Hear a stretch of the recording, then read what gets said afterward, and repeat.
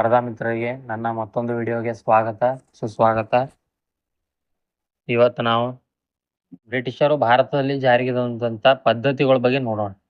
ಮೊದಲನೇದಾಗಿ ಕಾಯಂ ಜಮೀನ್ದಾರಿ ಪದ್ಧತಿ.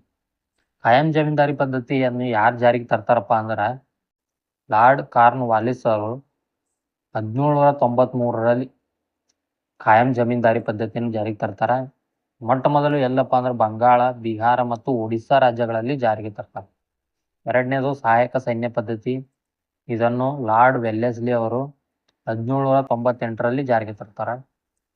ಇನ್ನು ಮೂರನೇದಾಗಿ ರೈತವಾರಿ ಪದ್ಧತಿ 1820ರಲ್ಲಿ ಥಾಮಸ್ ಮನ್ರೋ ಅವರು ಜಾರಿಗೆ ತರ್ತಾರೆ.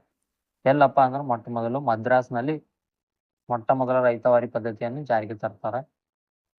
ಇನ್ನು ನೆಕ್ಸ್ಟ್ ಬರೋಣ ಅಂತ ಮಹಲ್ವಾರಿ ಪದ್ಧತಿ. ಮಹಲ್ವಾರಿ ಪದ್ಧತಿ 1833ರಲ್ಲಿ ಲಾರ್ಡ್ ವಿಲಿಯಂ ಬೆಂಟಿಕ್ ಅವ್ರು ಜಾರಿಗೆ ತರ್ತಾರೆ. ಎಲ್ಲಪ್ಪ ಅಂದ್ರೆ ಯಾವ ರಾಜ್ಯಗಳ ಜಾರಿಗೆ ತರ್ತಾರಪ್ಪ ಅಂದ್ರೆ UP, ಮಧ್ಯಪ್ರದೇಶ್, ಪಂಜಾಬ್. ಉತ್ತರ ಪ್ರದೇಶ್, ಮಧ್ಯಪ್ರದೇಶ್, ಪಂಜಾಬಲ್ಲಿ ಮೊಟ್ಟ ಮೊದಲು ಮಹಲ್ವಾರಿ ಪದ್ಧತಿಯನ್ನು ಜಾರಿಗೆ ತಂದಿರ್ತಾರೆ. ಇನ್ನು ನೆಕ್ಸ್ಟ್ ದತ್ತು ಮಕ್ಕಳಿಗೆ ಹಕ್ಕಿಲ್ಲ ಎಂಬ ಪದ್ಧತಿ. ಮೊಟ್ಟ ಮೊದಲು ಜಾರಿಗೆ ತಂದವರು 1848ರಲ್ಲಿ ಲಾರ್ಡ್ ಡಾಲ್ ಹೌಸಿ ಅವರು ದತ್ತು ಮಕ್ಕಳಿಗೆ ಹಕ್ಕಿಲ್ಲ ಎಂಬ ಪದ್ಧತಿ 1848ರಲ್ಲಿ ಜಾರಿಗೆ ತರ್ತಾರೆ. ಹಾಗಾದ್ರೆ ದತ್ತು ಮಕ್ಕಳಿಗೆ ಹಕ್ಕಿಲ್ಲ ಎಂಬ ಪದ್ಧತಿಗೆ ಒಳಗಾದ ಮೊಟ್ಟ ಮೊದಲ ಸ್ಥಳ ಯಾವುದಪ್ಪ ಅಂದ್ರೆ ಸತಾರ.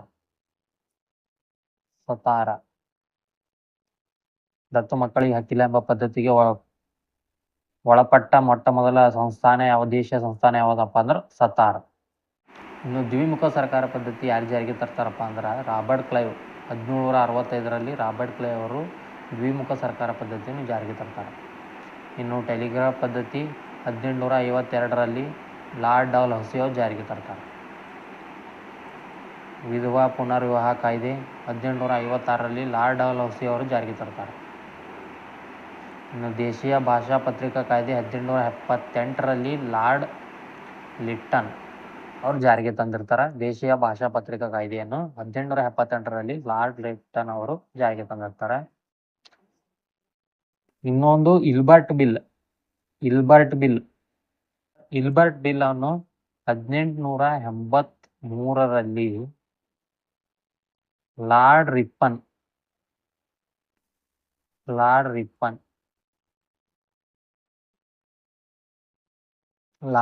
ಅವರು 1883ರಲ್ಲಿ ಇಲ್ಬರ್ಟ್ ಬಿಲ್ ಜಾರಿಗೆ ತರ್ತಾರೆ.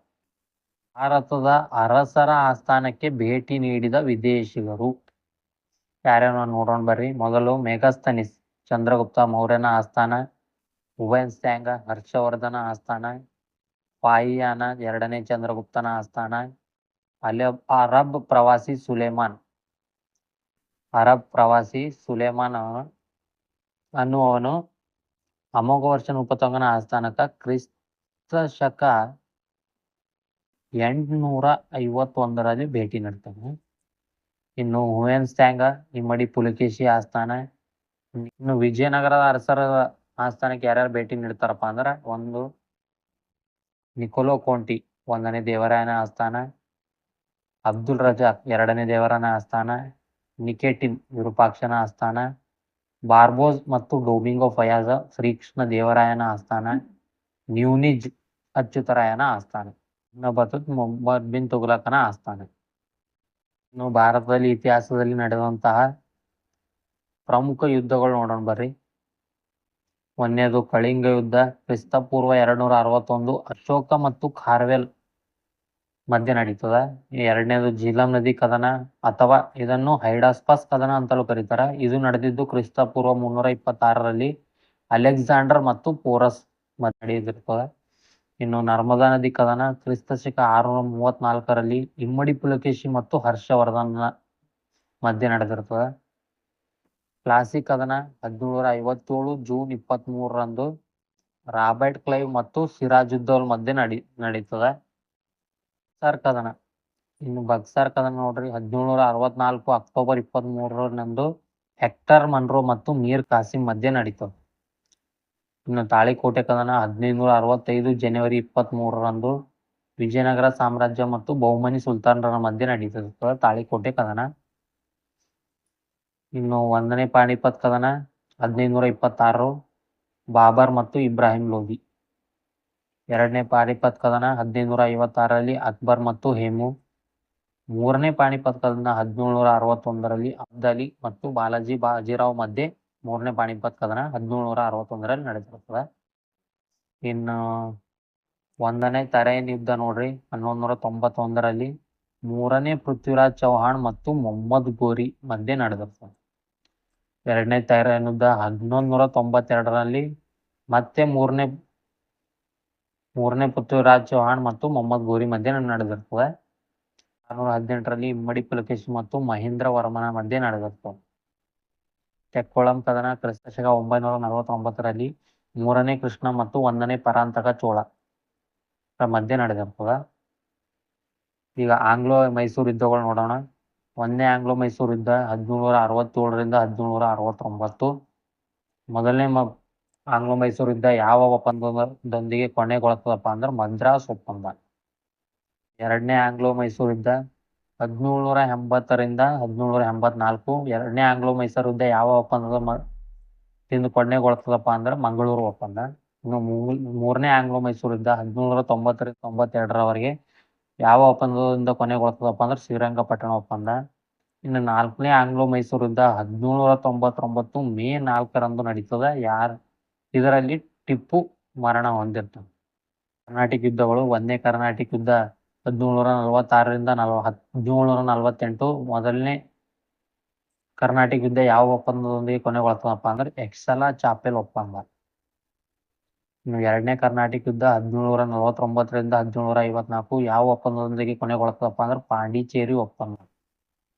ಇನ್ನು 3ನೇ ಕರ್ನಾಟಿಕ್ ಯುದ್ಧ ನಡೆದಪ್ಪ ಅಂದ್ರೆ 1756 1763 ಯಾವ ಒಪ್ಪಂದದೊಂದಿಗೆ ಕೊನೆಗೊಳ್ತದಪ್ಪ ಅಂದ್ರೆ ಪ್ಯಾರಿಸ್ ಒಪ್ಪಂದ.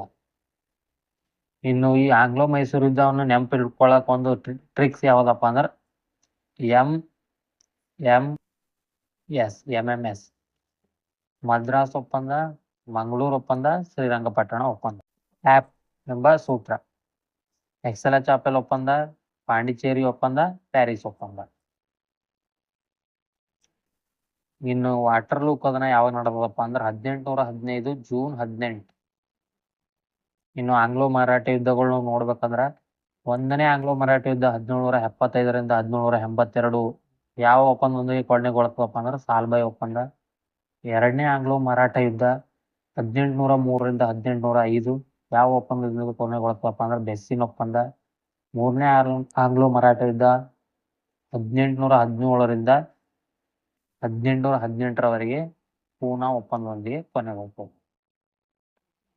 ಇನ್ನು ಭಾರತದಲ್ಲಿ ಹೊರಡಿಸಿದಂತ ಪ್ರಮುಖ ಪತ್ರಿಕೆಗಳು ಯಾವ್ಯಾವ ನೋಡ್ರಿ. 1ನೇದು ಹರಿಜನ್ ಪತ್ರಿಕೆ. ಹರಿಜನ್ ಪತ್ರಿಕೆ ಮಹಾತ್ಮ ಗಾಂಧೀಜಿಯವರು ಹೊರಡಿಸಿರ್ತಾರ. 2ನೇದು ಹೆರಾಲ್ಡ್ ಪತ್ರಿಕೆ ಜವಾಹರ್ಲಾಲ್ ನೆಹರು ಅವರು ಹೊರಡಿಸ್ತಾರ. ಮರಾಠ ಮತ್ತು ಕೇಸರಿ ಎಂಬ ಪತ್ರಿಕೆಗಳು ಬಾಲ್ ಗಂಗಾಧರ್ ತಿಲಕ್ ಅವರು ಹೊರಡಿಸಿರ್ತಾರ. ಮತ್ತು ಕೇಸರಿ ಪತ್ರಿಕೆಗಳು ಬಾಲ್ ಗಂಗಾಧರ್ ತಿಲಕ್ ಅವರು ಹೊರಡಿಸಿರ್ತಾರ. ಇದರಲ್ಲಿ ಮರಾಠ ಎಂಬುದು ಆಂಗ್ಲ ಭಾಷೆಯಲ್ಲಿ, ಕೇಸರಿ ಎಂಬುದು ಮರಾಠಿ ಭಾಷೆಯಲ್ಲಿ ಹೊರಡಿಸಿರ್ತಾರ.